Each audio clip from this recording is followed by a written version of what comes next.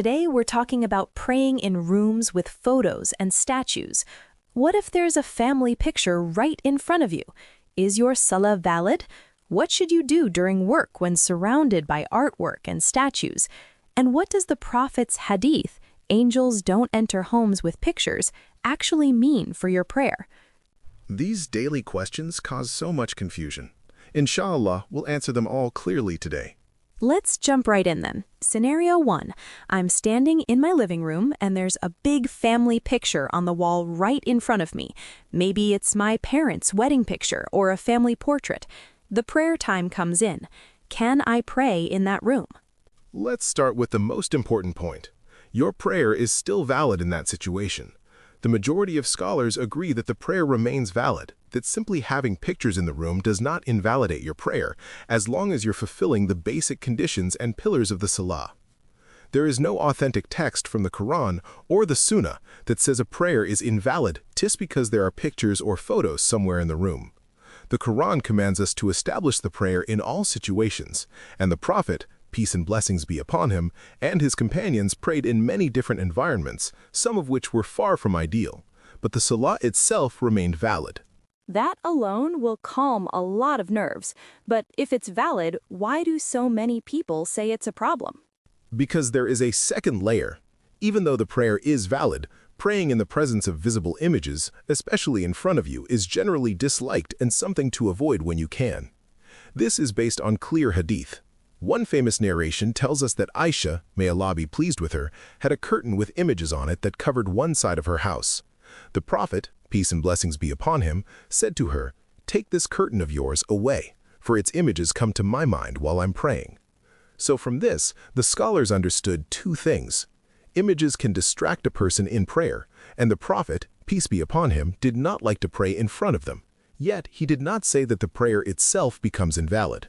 So the main issue is distraction? That's one of the main issues, yes. Salah is supposed to be a moment of turning your heart fully to Allah.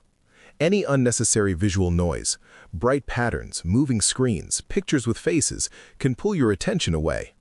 The Prophet himself, peace be upon him, who had the strongest concentration in prayer, said those images were coming to his mind. The second issue is that praying towards images, especially faces and figures, can resemble the way some people worship idols. There is another authentic hadith where the Prophet, peace be upon him, said, "The angels do not enter a house in which there is a dog or an image." Scholars explained that this refers to images of living beings that are honored and displayed. So decorating the home with such images and then praying towards them is something they strongly discouraged, even though the Salah itself is still counted. That makes sense. We're protecting the purity of worship and also our focus. Does it make a difference if the photo's right in front of me versus behind me or off to the side? Yes, and this is very practical. Many scholars mention that the ruling becomes more serious when the image is directly in your line of sight, in front of you or next to you, especially if it's at eye level. If the image is behind you, the issue is lighter. It is still better that the place of prayer be as clean and free of images as possible, but the problem is less when you are not actually looking at it or facing it. So in practical terms, if you can, turn slightly so you're not praying directly toward a big portrait. If you can't, consider putting something in front of you, a chair, a bag, a small partition to act as a barrier between you and the wall with images. What about size? Is there a difference between a huge canvas portrait and, say, a tiny photo on a shelf? Scholars looked at size and clarity. If an image is so small or unclear a standing person wouldn't see details from ground level, it's much lighter. Big, clear portrait at eye level? Cover or avoid. Tiny, distant photo? Less issue. Rule: more visible, more discouraged. Another big question. Is there a difference between an actual photograph and a hand-drawn picture or painting? From the clear texts of the Sunnah, we know that drawing or painting images of humans and animals was strongly warned against. In one hadith, the Prophet, peace and blessings be upon him, said that the people who will receive the severest punishment on the day of resurrection are those who try to imitate Allah's creation by making images. Another narration tells us that the Prophet, peace be upon him, when he saw a curtain with images at Aisha's house, he tore it and said that those who make such images will be punished, and Aisha then cut it into cushions that he later reclined on.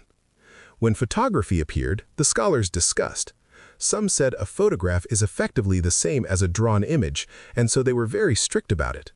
Others said it is more like a captured reflection of Allah's creation, like what you see in a mirror, so they treated it differently and allowed it with conditions. For most Muslims, the practical conclusion is this. The safer and more cautious view is not to decorate your walls, especially your prayer space, with faces and figures, whether painted or photographed. At the very least, try not to pray facing those images, because they distract and resemble the scenes of people facing idols. If someone visiting non-Muslim family with pictures everywhere, I can't take them down. What do I do? No sin on you. Allah doesn't burden beyond capacity. Find the least problematic spot, corner, blank wall. Use a chair or bag as barrier. Lower gaze if needed. Your prayer is valid. Allah knows your situation. That's so reassuring, especially for converts or people with non-Muslim relatives who want to pray on time but feel stuck. Exactly. We don't leave the obligation of Salah because the environment isn't perfect. We do our best, we take reasonable steps, and we trust Allah. Now let's move to statues and figurines. I've seen people's homes with decorative statues, animal heads on the wall, or little Buddha figures on a side table. What's the ruling when it comes to praying in those spaces? The hadith are even stricter when it comes to statues and three-dimensional representations of living beings. As we mentioned, the Prophet, peace and blessings be upon him, said that the angels do not enter a house in which there is a dog or an image. In some narrations, the word used refers to statues and sculpted forms, and many scholars understood this as including three-dimensional representations of humans and animals, especially when they are honored and displayed. So if there is a decorative statue, a human figure, an angel figure, an animal figure, it is definitely better to remove it, cover it, or at least pray in a direction where you are not facing it. What if the statue's just random decor in the corner? No one notices it. Placement changes everything. Remember Aisha's hadith. Prophet removed the curtain but later reclined on cushions made from it. Honored images high on walls, stricter ruling. Degraded ones on the floor or in boxes, much lighter. The hadith mainly warns about respected statues, not forgotten decor. What about headless statues or abstract figures without faces? Do they count? From Aisha's hadith, Prophet tore the curtain but accepted cushions later. Incomplete figures missing head or face are much lighter. Stronger opinion, abstract forms not treated like full statues.